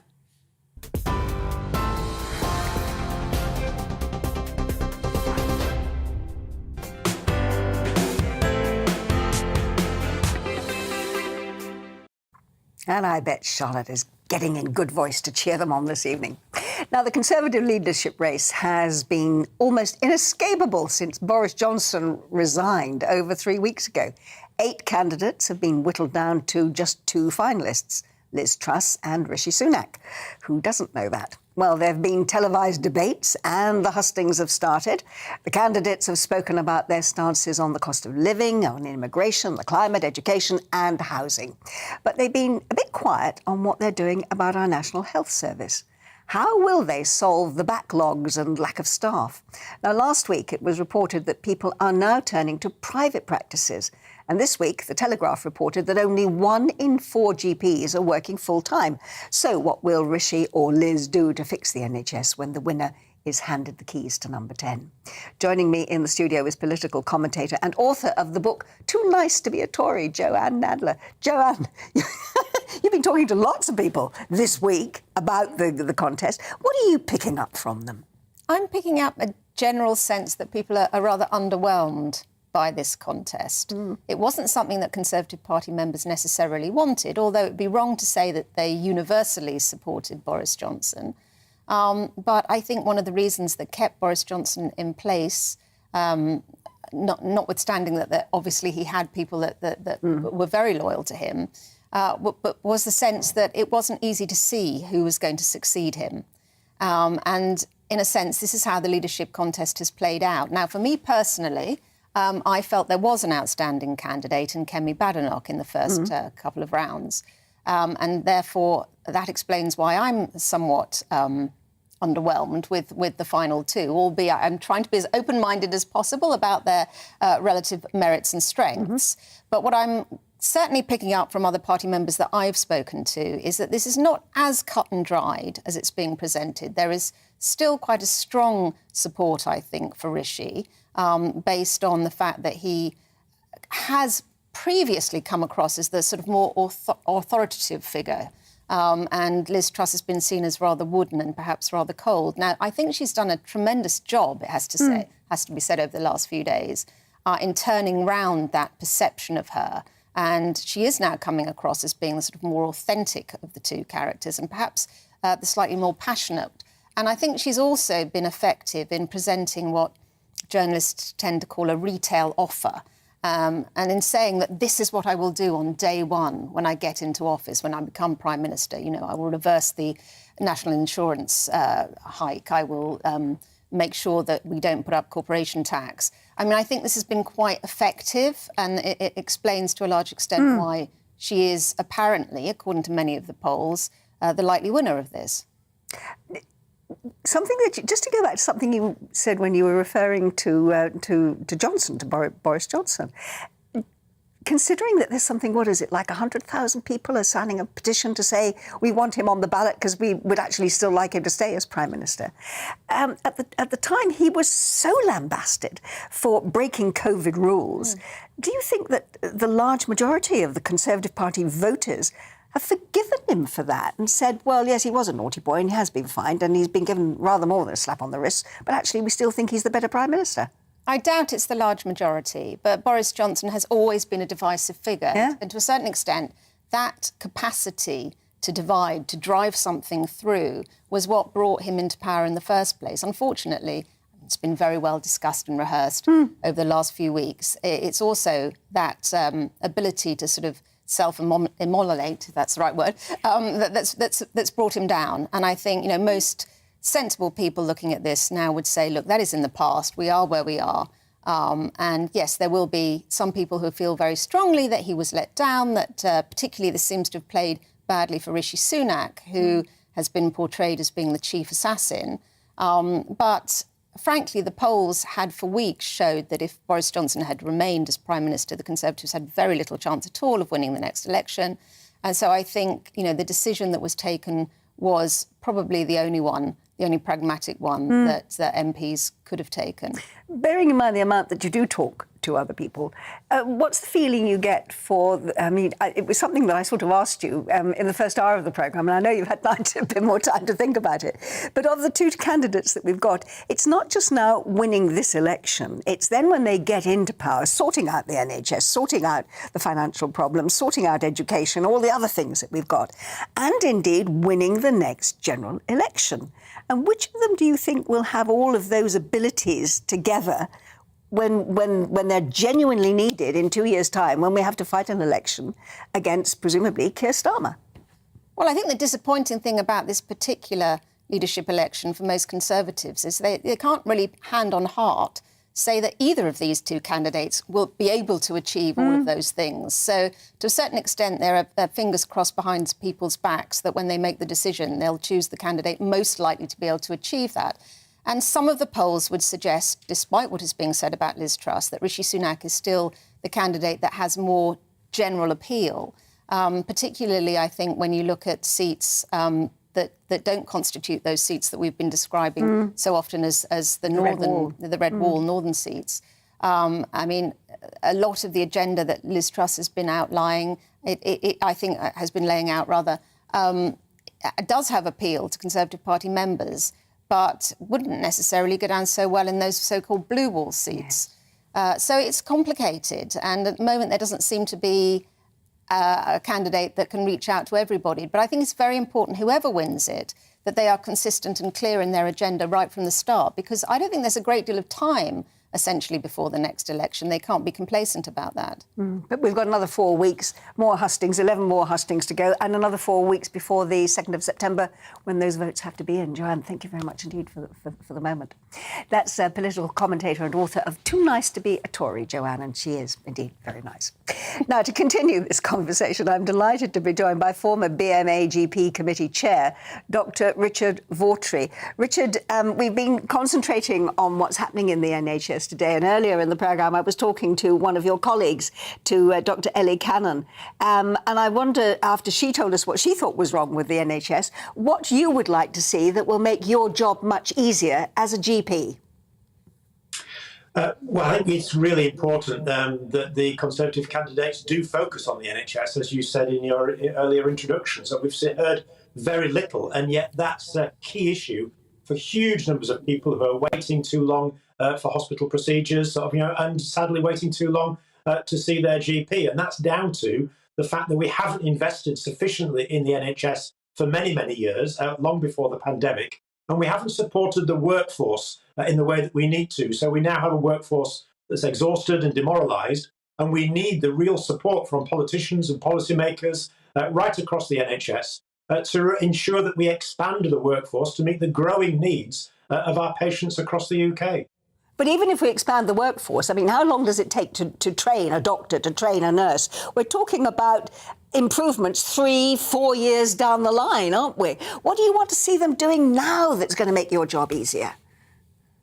You're right, it does take a long time to train a doctor, and that's why government should have been listening to organisations like the BMA and doctors and nurses and others for many, many years, who've been calling for an expansion of the workforce many, many years ago, because we're aware of the long lead-in time. But we can do things now. We can sort of, address issues, very simple issues. Sort of, the pay award that's been made to doctors, nurses, and others in the NHS, is well below inflation. Doesn't give them the signal that the government is supportive of the workforce.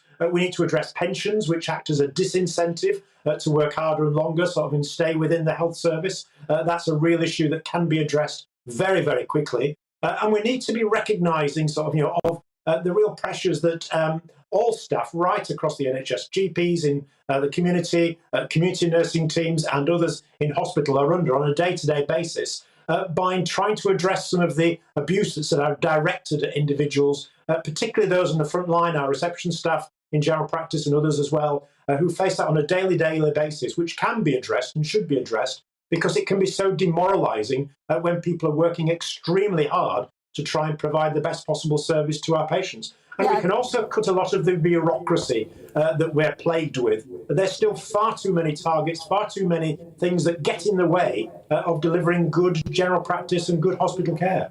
I can always hear it in your voice, but tell me, how frustrated do you get when patients come to you and you can't deliver the kind of services and support that you feel you ought to be able to and indeed want to? It's very frustrating. A lot of my time as a GP and my colleagues' time is taken up with trying to explain to patients that, yes, you are on a waiting list for the procedure that you've been referred for. The referral hasn't got lost. We're waiting to get that procedure done, but your hospital colleagues are working really hard to try and prioritise, the most important patient, or the sickest patients, the patients who need that care, and get their operations and procedures done as quickly as possible. But we're getting sort of, that increased workload in our practices because patients who would normally have had their hip replaced or their eye operation done are still needing care in the community alongside all the other patients who need our care at this time. So it's a major issue, and we do appreciate the understanding of our patients and the public on the challenges that we're facing. So, but nevertheless, this is going to take some months to try and resolve. But we want to work with our patients and the public. But we really need the support of government above all.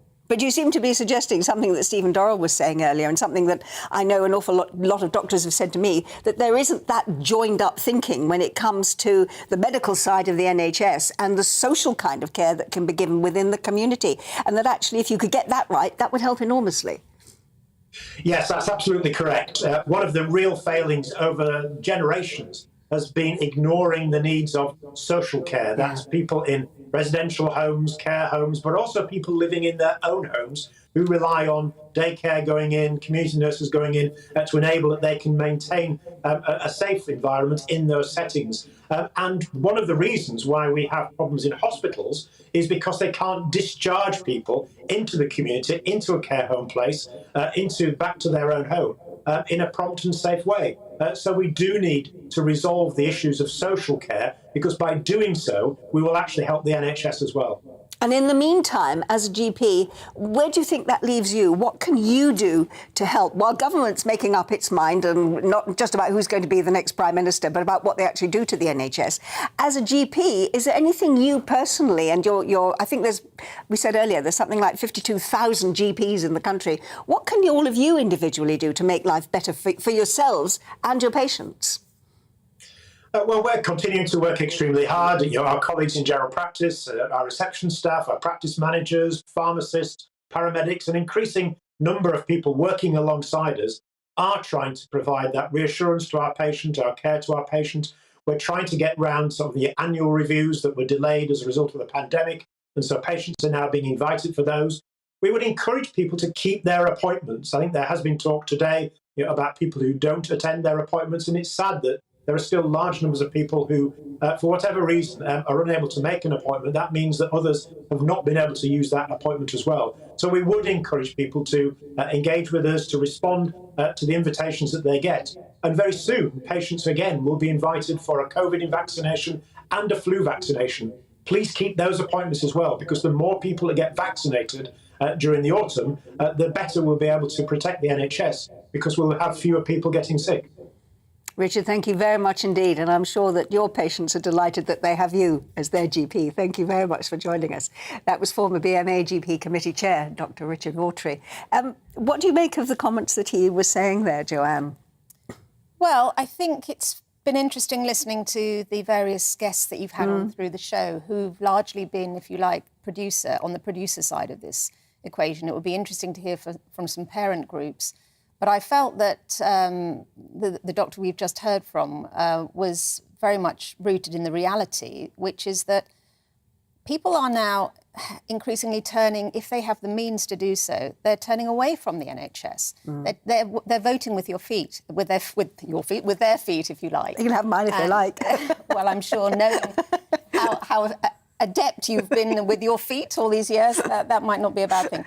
But the reality is that I suspect this is what the conversation in the first hour was looking at, was I don't think the NHS is held in the same unquestioning regard as it was 3 years ago. No. Now, whatever one thinks of how the pandemic was handled, it did put a huge stress on the NHS, but it has also left us with this legacy of huge waiting lists.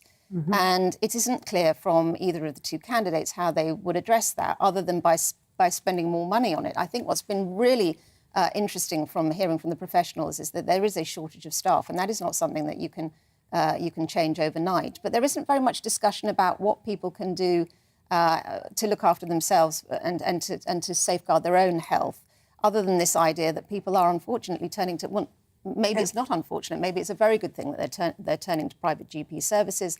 They're going private where they can afford to. And yet the politicians don't seem to be looking at how perhaps that spirit of taking matters into your own hands might be used to better effect in the longer term, as long as you keep the NHS free at the point of use.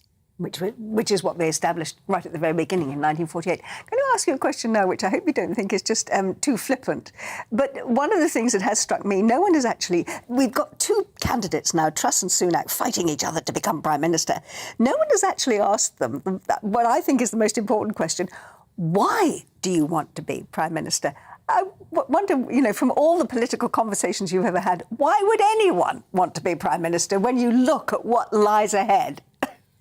Well, I think I'd see that slightly differently, that question, Angela, because I think that there is a culture in this country of denigrating politicians and of rubbishing politicians and of always assuming the worst of politicians, whereas I actually think we should be quite grateful that anybody is prepared to do the job, to be a politician at any level, and particularly to put themselves up for high office like this, because it's a completely thankless task and it's one that requires incredible energy, devotion, and lots of sacrifice, quite frankly. It's not something that you do if you want to make a lot of money, which is a charge that's often levelled at people.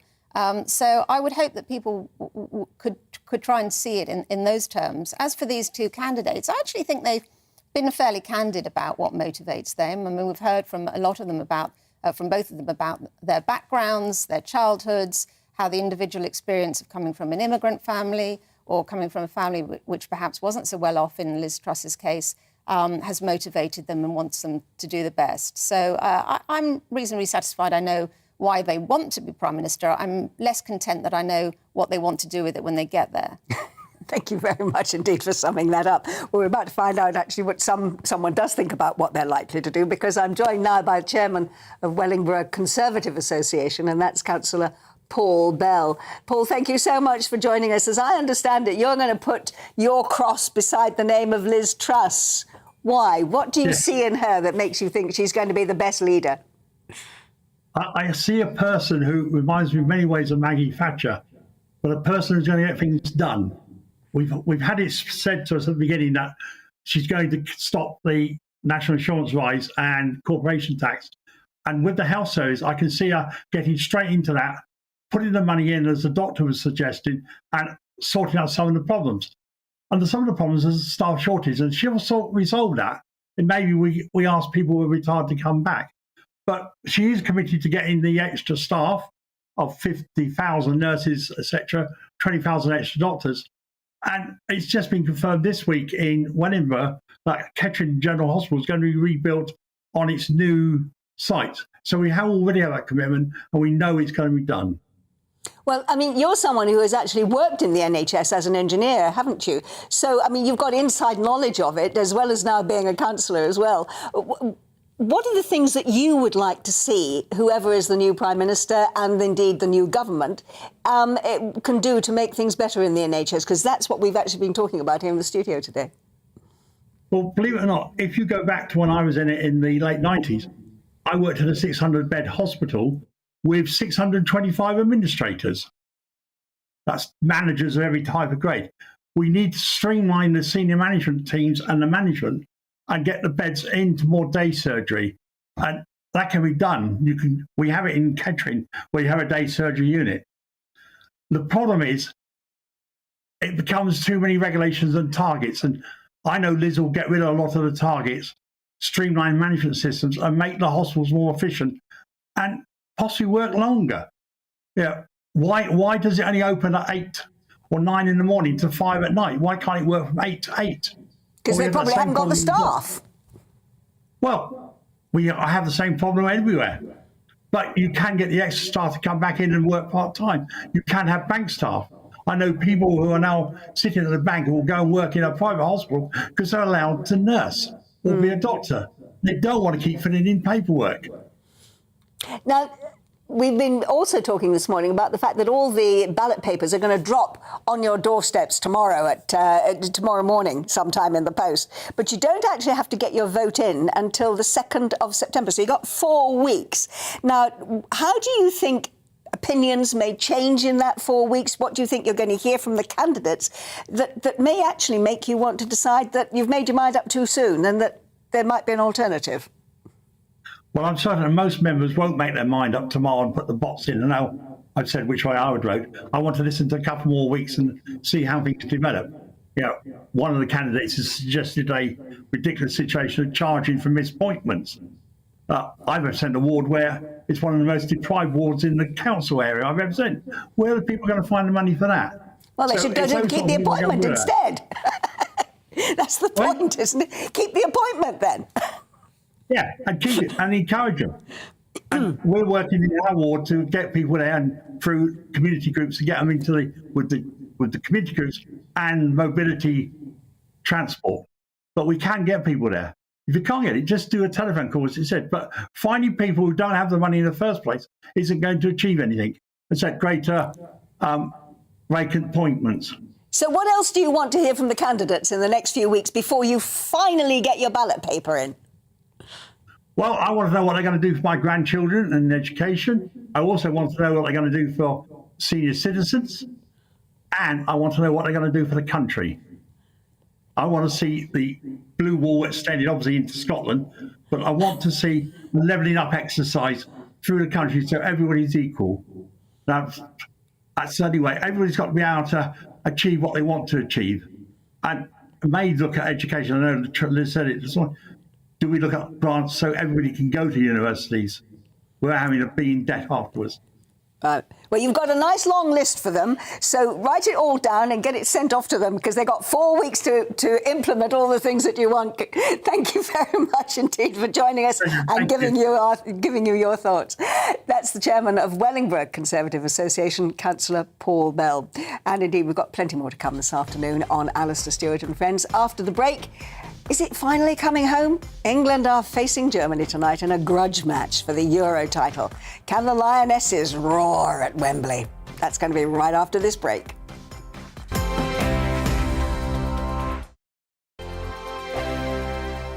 We are GB News. We're right across this great nation. On TV. On radio. On digital. Absolutely everywhere. We don't talk down to you. We embrace all voices with honest and civilised conversation. We are not part of the establishment. We're one of you. And we're only getting started. Join us on GB News, The People's Channel. Britain's news channel.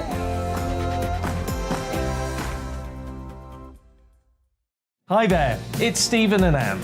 At breakfast from 6 a.m, you'll always be caught up with everything you need to know, the latest headlines, opinions and debates. We'll bring you the good news and the bad, but most of all, we're here for you. Remember, send in your views and let us know what you would like us to talk about.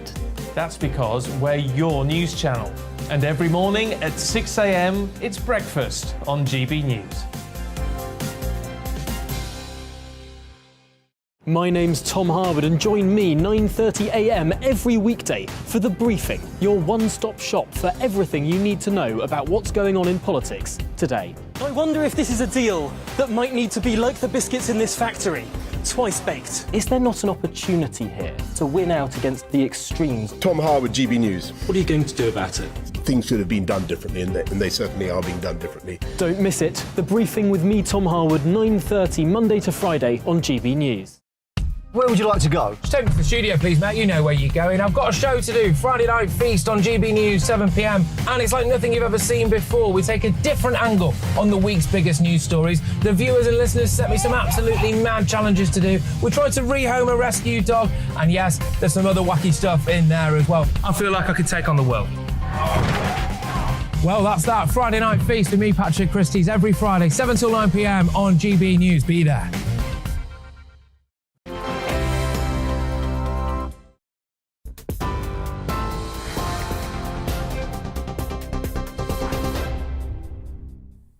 It's 1:30. I'm Alice Porter in the GB newsroom.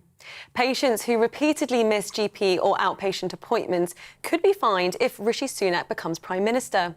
The former Chancellor has promised to reform the NHS, telling the Sunday Telegraph he wants to do something brave and different and that the health system shouldn't be misused. Liz Truss also spoke to the paper, saying there will be no second Scottish independence referendum if she wins the leadership contest. She's also pitching herself as the Education Prime Minister, planning to replace failing academies with free schools and improve maths and literacy standards. The parents of Archie Battersby have been told his life support will end tomorrow at 2 p.m. The 12-year-old, who's in a coma after suffering brain damage, has been the subject of a legal battle, with his family fighting for his treatment to continue. They're now appealing for government intervention. Moscow says it's invited the United Nations and Red Cross to investigate the deaths of dozens of Ukrainian prisoners in a jail held by Russian-backed separatists. It comes as President Zelensky issued a mandatory evacuation order to Ukrainians in the eastern region of Donetsk. And England's women's team has been receiving messages of support ahead of the Euros 2022 final against Germany. Fans have started arriving at Wembley Stadium for the sold-out match, which kicks off at 5 p.m. If they win, it will be the first major trophy for the women's team and the first football honour for the nation since the men's 1966 World Cup victory. TV online and DAB+ radio, this is GB News. Now it's back to Angela.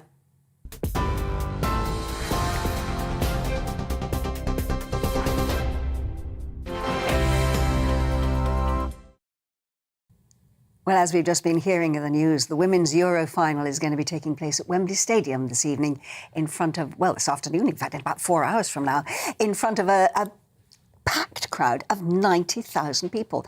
Now, if the Lionesses win, it's going to be England's first major trophy victory since the Men's World Cup back in 1966. Now, my next guest knows more than most how talented the national team are because he coached one of them. And that was Rachel Daly. And he believes that she can help the team to win an historic victory. So I'm joined by David Terza, who used to coach the Lioness, Rachel Daly. And you must be so proud, David, of what Rachel has achieved, aren't you? Absolutely, Angela, yeah. It's incredible. She's been an absolute light to all the girls at our club. And She's kept in touch over the years, sponsored football kits for the girls, and invited us down to St George's Park the week before the Euros started. So they're all absolutely delighted for her, as we are. Now, we believe she is quite definitely one of the defenders that's going to be playing in the game this evening. What sort of skills do you think she is going to bring to the team in that role? Well, she's very versatile and can play in her own team at Houston Dash, where she plays in the States. She plays as a forward. So you'll often see Rachel be brought forward for corner kicks, etc. But she's very tenacious and absolutely fearless and strong. So I'm sure she'll do a fantastic job in defence, as she has done all through. Yeah. Now, I mean, I was reading one of the football commentators this morning saying, and indeed one of the main football pundits saying, the game could depend on the defenders, which, of course, is what Rachel is. It's important that their job is going to be preventing Germany from getting the ball into the box and into the net. And they've got a real task against Alexandra Popp, the German striker, who is apparently an absolute killer in the penalty box. Now, that is going to be a challenge, isn't it? Well, it has, yes. But best friends Rachel and Millie Bright are an absolute star pair in our defence lineup. And I'm sure they're well prepared for Pop coming through. Yeah. Now, I'm going to ask you to be absolutely honest about this. I mean, we're asking everybody, but I guess I know what your answer is going to be. Who do you think is going to win? And do you want to give us a scoreline? It's definitely going to be England, obviously, and I would go for 2-1. Well, we shall see. And I think, definitely, win or lose, those players are going to be such icons to every young girl who wants to play football. My team, I know, down in Horrobridge, the Horrobridge Rangers, I know, they're going to be in the pub this evening. The under-12s, the under-14s, the under-16s, they're all going to be watching the match. There they are. There's my team, Horrobridge Rangers. Like millions of young women watching the game, not just in the stadium, but on television this evening. They're all going to be there watching, aren't they? And aren't they great people that are just actually going to make the women's football even bigger in the future? Absolutely. This result, just getting through to the final, was a mind where they're the win a lot, because it is going to be a very close final. It's been fantastic for women's football, and I've been putting my efforts into promoting and coaching girls football for the last 12 years. And it's paying off, obviously. It is paying off. Yeah. David, thank you so much indeed for joining us. We're all going to have a great night this evening after 5 o'clock. That was David Terza, who's the Lioness Rachel Daly's former coach. Now, you're watching and listening to Alastair Stewart and Friends with me, Angela Rippon. Plenty more still to come this afternoon, including I'm going to be speaking to a money-saving mum on how we can shop savvy, live within our means and budget better. And that's coming up after the break.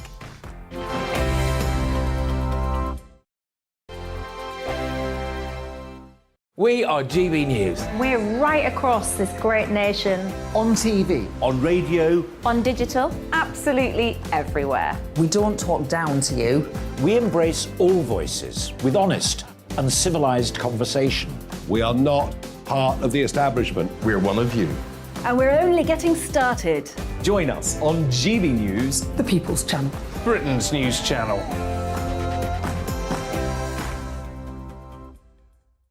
Hi there, it's Stephen and Anne.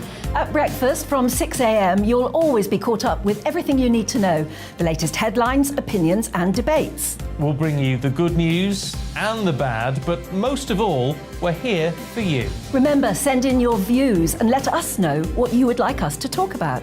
That's because we're your news channel. And every morning at 6 a.m, it's breakfast on GB News.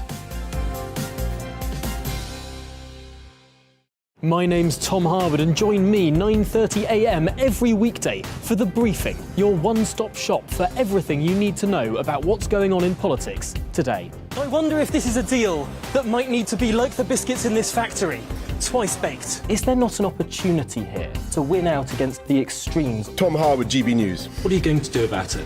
Things should have been done differently, and they certainly are being done differently. Don't miss it. The Briefing with me, Tom Harwood, 9:30 Monday to Friday on GB News. Where would you like to go? Just take me to the studio, please, mate. You know where you're going. I've got a show to do. Friday Night Feast on GB News, 7 p.m. And it's like nothing you've ever seen before. We take a different angle on the week's biggest news stories. The viewers and listeners set me some absolutely mad challenges to do. We tried to rehome a rescue dog. And yes, there's some other wacky stuff in there as well. I feel like I could take on the world. Well, that's that. Friday Night Feast with me, Patrick Christie's, every Friday, 7 till 9 p.m. on GB News. Be there.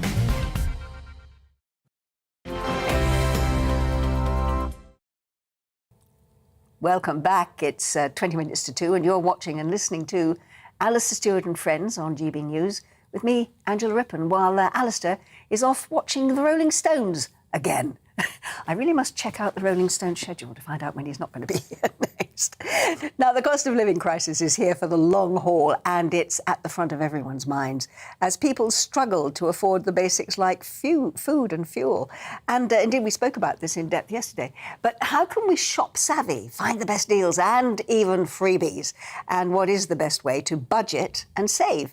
Let's find out by meeting my next guest, who's joined me here in the studio. She's Gemma Bird, and she's best known, indeed, on this channel and to many of you at home, as Money Saving Mum, who has a huge following on social media for her hints and tips on how we can save, budget and be smarter with our shopping. Welcome to you, Gemma. Hello, Thank you for coming in the studio. Oh, thanks for having me in. It's very nice of you. And I looked you up. You've got, 250,000 people on Facebook. You've got 34,000 people following you on TikTok. So obviously you've got some great ideas. Yeah. Share some of them with us when it comes to getting things for free. Yeah, so on my Instagram, obviously every day I talk about money-saving tips, etc. But I've said to a lot of people, if you're looking, especially if you're starting a family or a young mum, because obviously when you're going down to one wage, that can be really daunting. A lot of the time, sort of tips that I will give people on there is the ways you can get things for free is going on things like, obviously I'm on Instagram, but if you go on like Facebook and things like that, and on the marketplaces, and you put things in literally like, hi, is anyone out there selling a cot? What you'll often find is there's loads of people out there that do really want to help. Sometimes they'll message you back and say, yes, I've got one for £50.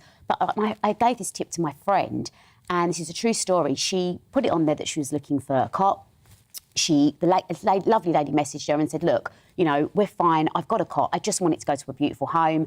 Come round. She came round, and when she was round, they got talking. She ended up saying to her, look, to be honest, you know, I'd love you to set you up. I've got a wardrobe, I've got a chest of drawers, and I've got a cot. She said, you know, they're a bit battered. She just had to give them a good old sand up and paint and brought them back to life. So take everything. She felt brilliant. She was like, she obviously felt great doing a really good deed. My friend was really, really happy because she's on maternity leave and wouldn't have probably ever be able to have had all this stuff.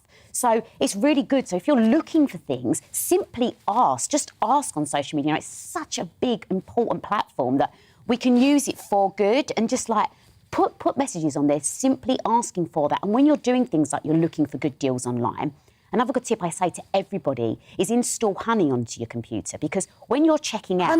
Honey, it's What called. is that? So basically it's an app, and you can have it on your phone or you can have it on the computer. And it's H-O-N-E-Y, Honey? Yeah, H-O-N-E-Y. Yeah.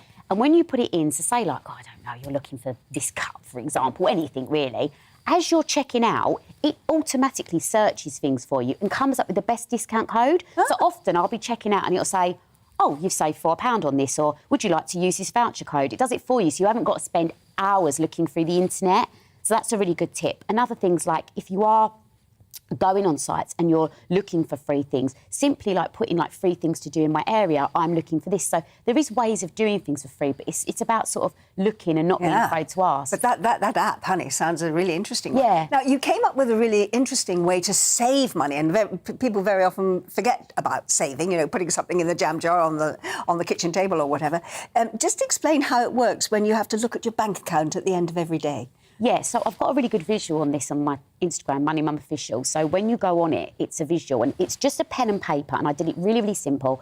And basically what it is say you've got £47 in your account, you put that £7 in your account. Then the next day... say in a savings account? In the savings account. So the next day you then get paid and you've got £1,003. You put the £3 in the savings account. Say the next day someone said, you've got £100. I'd say then you go to the first number, you'd put £1 in the saving account. It's just a way of sort of getting you sort of used to saving. And it works. And it really, really works. In fact, I've noticed a lot of banks have now started doing it well after I'd done this reel. I was a bit like, I'm sure someone's seen that. So I just sort of did it, and I do a lot of things visual on pens and paper, and as I say, it's not about, it's about trying to sort of work together. And I speak to a lot of other mums on there, and they'll go out to them and they'll say, "Oh, Jem, there's this deal," and I put it on my Instagram. And it's about sharing and working together, because loads of us are all in it together, no matter how wealthy you are or how hard up you are. Well, being hard up, I just have to ask you, what advice do you give to people who are already on a limited income, who are already on benefits? There's no more meat on the boats. There's nowhere they can go. What advice can you give to them? I would say at the moment, unfortunately, the powers that be above us are sort of controlling, obviously, the fuel prices, the petrol, and it's disgraceful. Like, my petrol a year ago to fill my car up was £100. Now it's £145. People's wages are not going up this amount. So something has to give. So the only advice I could give to everyone is look around your houses, sell what you can. No, this isn't great, this isn't ideal, but if you're a stay-at-home mum, maybe you could get a weekend job, look for and maybe a delivering job, because there's a lot of online work at the moment, isn't there? So there's loads of delivery work, or maybe go to your local supermarket, get a job there, and then you might get money off your food shop. No, again, this isn't ideal, and this isn't what any of us want, but it's just ways of thinking and trying to help people, and that's just what I'm about, really. And it's all there on your Instagram account, and you've written a book about it too, called Save Yourself Happy, Ultimate Money Tips. Yeah. Gemma, thank you very much for sharing some of them with us. Thank you so much for coming in the studio. Thank you. Gemma Bird, also known as Money Saving Mum, and that's exactly what she's doing.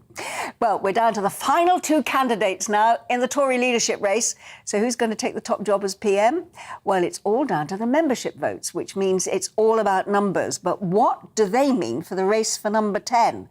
Now, joining me to discuss this is Sir John Curtis. He's Professor of Politics at the University of Strathclyde in Scotland.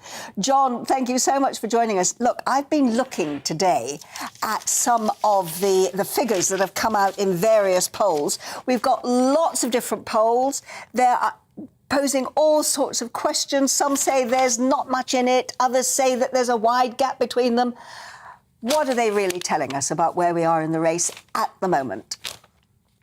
Well, I think the first crucial thing you need to understand is that the last poll to be conducted of Conservative members, done by YouGov, is now 10 days old. Now, that's the poll that suggested that Ms Truss was running at 62% amongst those who had made up their minds, although there were a fair number who hadn't, while Mr Sunak was down at 38%.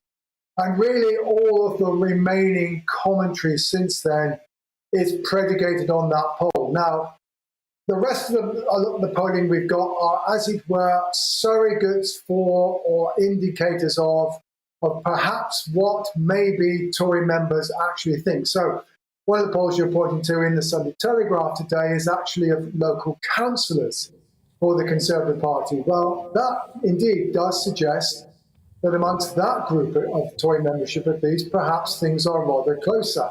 Liz Truss is at 31%, Mr Sunak at 29%, and yes, actually, well over 30% of people say they haven't made up their mind. But of course, it may well be that the unelected Tory members, those who don't hold local council office, have rather different views. Basically, what we discover when we look at the polls is that the closer you get to what one might call the core Conservative vote, so that is older people, people who voted Leave, then Liz Truss emerges as stronger.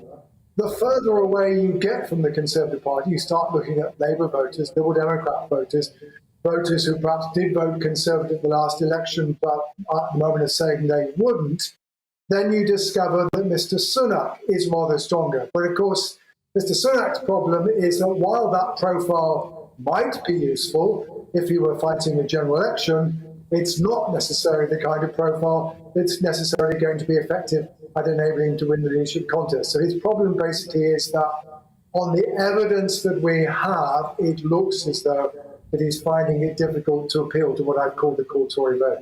Yeah, but how significant is it that you've got such a variation between what you ask people who are Conservative voters who will have a vote and ordinary members of the general public who will not? Does that actually mean that we could end up with a Prime Minister? Because as I understand it, the Conservative Party membership is less than 1% of the total population of the country. It's 0.34%. So are you saying we could well end up with a Prime Minister that the majority of the country simply does not want? Well, that doesn't necessarily follow, Angela. If you put the two groups together, as it were, the Labour-inclined voters and the more faithful Conservative voters, the polls, when you ask the public, all of the public, one or two have Liz Truss slightly ahead, one or two have Rishi Sunak slightly ahead, now they say it's a dead heat.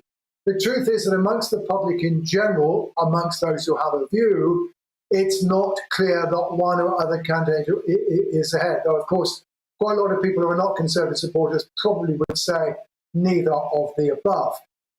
So, to that extent, I don't think we can say that. What, of course, is interesting is that if Liz Truss is elected by the membership, well, she only just managed to make it through the MP's ballot. She only got second place in the last round.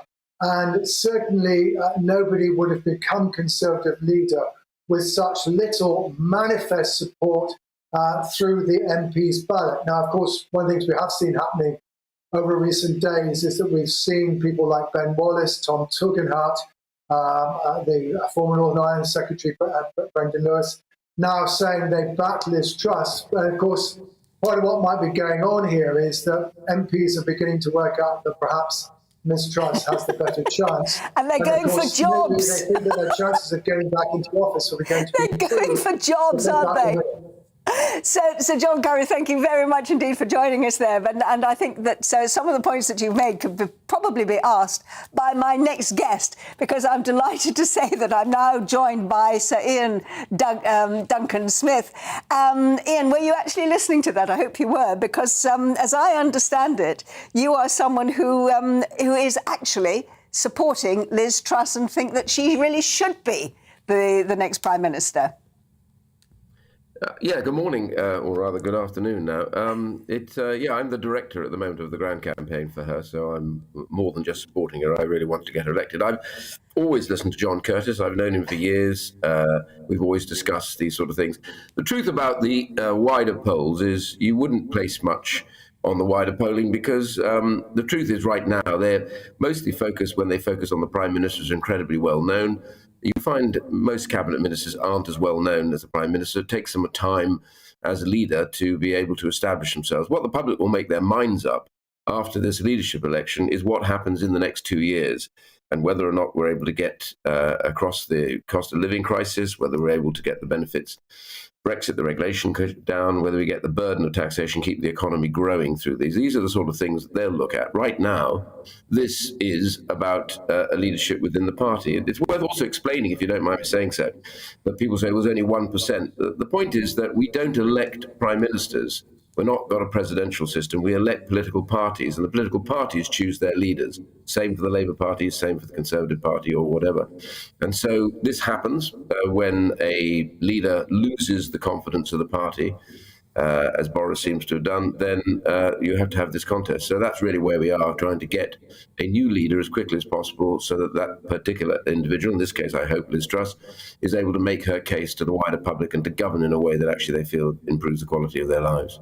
Now, when you say that the leader loses the confidence of the party, of course, that's exactly what Margaret Thatcher did. She was actually someone who, when you were fighting to become leader of the Conservative Party, she actually supported you. But then the party threw her out eventually. How ironic do you find it that actually both candidates are actually talking about Margaret Thatcher and saying, you know, how wonderful she was, and actually trying to imitate much of what she achieved? Well, Mrs. Thatcher will always be an iconic figure for the Conservative Party. There's no question, whatever else one believes. It was her arrival that changed everything.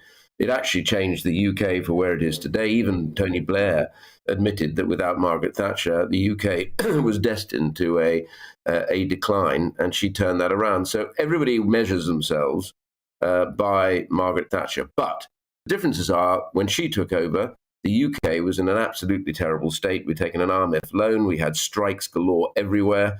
There were real issues at whether we get through. Lots of industries in serious trouble. Things are different now. By and large, the economy is in a much better base state. Yes, we have cost of living crisis, and we have this spike hugely generated by what's going on outside, the terrible lockdown that we had in the first 2 years, and the supply not meeting demand. These things are there, but we have got some domestic inflation. We have to get rid of that. But it's nothing like was facing Margaret Thatcher when she first came in. And so whoever takes over, in this case Liz Truss, has got a very good agenda to make sure that we keep the economy growing, which is critical right now. If we're raising interest rates, we get inflation under control, but we must grow the economy. Otherwise, it will cause serious pain to everybody. Well, of course, an awful lot of people have said when it comes to the economy that many of the people who are detractors of Liz Truss say that she's not someone who has a particularly good grip on the economy and on financial matters in general. How convinced are you that she really can do that? Will it be her or will it be the team that she puts around her? Well, it's a bit of both, really, I think. The key thing here is what I was looking at when I wanted to find out who to back, and I hadn't arrived with an absolute decision early on. When I listened to what they said, I wanted to know what was the character of the individual, because at the end of the day, you'll have all sorts of issues buffeting you. Could be economic, could be we have a war going on in Ukraine. All these things mean, do you want to settle on one issue? And the answer is no. What you want to know is, does this person have what I would call real steel? In other words, they say a thing, they mean it, and they do it. And they don't buckle up just because it's popular or not. I think these are the key things I look for. From character, all things become possible. And of course, a new Prime Minister must settle a team that is talented, not just to reward people, but it's got to be talented. People that they believe can get the job done. The things that they want to have happen will then be delivered by that cabinet. We have 2 years to get these things done, to make the British people again sense that they're in a better place. That's very important. Well, you've got 4 weeks of more hustings, of more opportunities for both candidates to speak. Very, very briefly, if you may, Ian, do you think things might change in that time, that in fact, you know, the polls could actually go either way still? I just don't know, really. I do know the electorate. The membership is very clear. They're probably closer to politics than most people out there. They take an interest in it, which immediately marks them out, because most of the public don't take a day-to-day interest in politics. But they do, and so there'll be quite a selective audience. I think, by and large, what they get, are beginning to get, certainly, is the sense of who Liz Truss really is, her strength of character, her abilities, what she's done so far in foreign affairs, etc. So these things are important, but all I can say is it's all to play for still. It is indeed. Ian Duncan-Smith, thank you very much indeed for joining us. That is where we actually have to end it for today.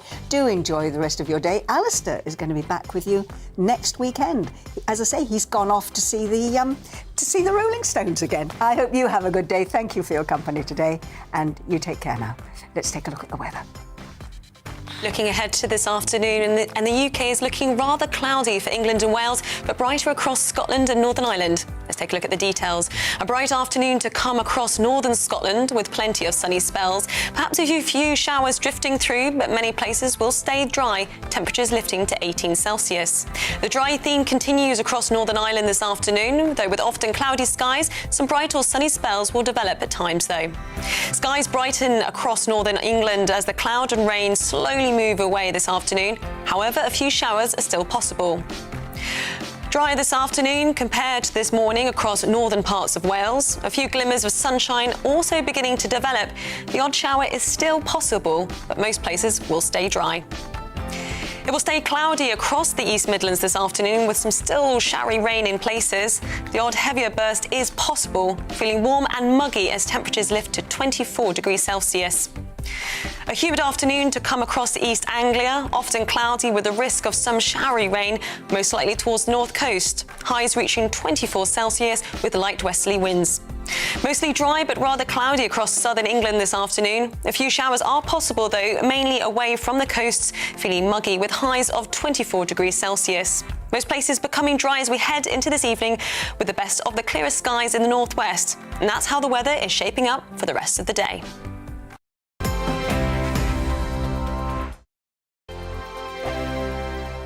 We are GB News. We're right across this great nation. On TV. On radio. On digital. Absolutely everywhere. We don't talk down to you. We embrace all voices with honest and civilised conversation. We are not part of the establishment. We're one of you. And we're only getting started. Join us on GB News, The People's Channel. Britain's news channel.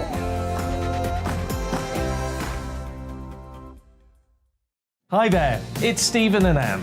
At breakfast from 6 a.m, you'll always be caught up